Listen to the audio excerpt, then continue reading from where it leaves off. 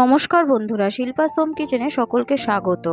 আজকে আমি ডালের বড়া দিয়ে শাপলার একটা রেসিপি তৈরি করব। এখানে আমি নিয়ে নিয়েছি মুসুরির ডাল বাটা, এর মধ্যে দিয়ে দিলাম স্বাদ মতো লবণ। ভালো করে এগুলো মিশিয়ে নেব। এখানে আমি কড়াইতে তেল গরম বসিয়ে দিয়েছি। ডাল বাটা দিয়ে ডালের বড়া বানিয়ে নেব।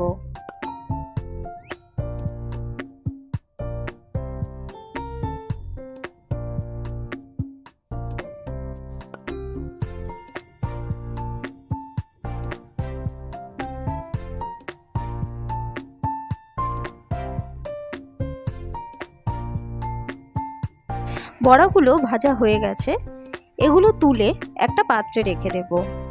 এইভাবে প্রত্যেকটা বড়া ভেজে নেব।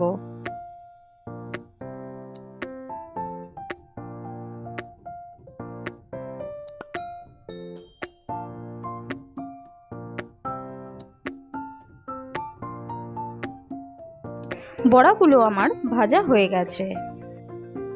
এবার এই তেলেই ফোড়নে দিয়ে দিলাম একটা ফালি করে শুকনো লঙ্কা, একটা তেজপাতা। এবার দিয়ে দিলাম হাফ টিস্পুন কালো জিরে। একটু নেড়ে ছেড়ে নেব। এবারে আমি একটা পেঁয়াজ, কটুকরো আদা, রসুন এবং টমেটো মিক্সি করে রেখেছিলাম, সেই মশলাটাই এখানে দিয়ে দিলাম। দিয়ে দিলাম 1 টিস্পুন জিরে গুঁড়ো, 1 টিস্পুন ধনে গুঁড়ো, 1 টিস্পুন কাশ্মীরি লঙ্কা গুঁড়ো, স্বাদ মতো লবণ। ভালো করে নেড়েচেড়ে কষিয়ে নেব।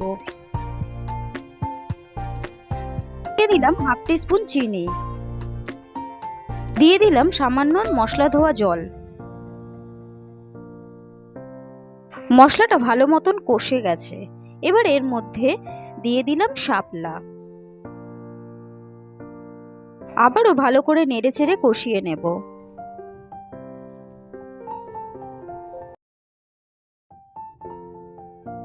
একটু ঢাকা দিয়ে দিলাম সেদ্ধ হওয়ার জন্য। শাপলাগুলো সেদ্ধ হয়ে গেছে।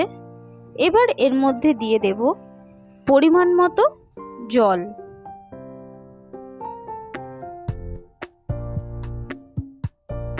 ঝোল ফুটে গেছে। এবার এর মধ্যে দিয়ে দিলাম ভেজে রাখা ডালের বড়াগুলো।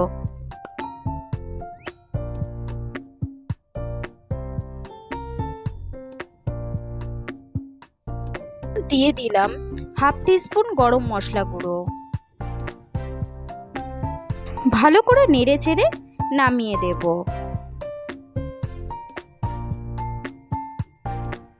ব্যাস তৈরি হয়ে গেল ডালের বড়া দিয়ে শাপলা রেসিপি।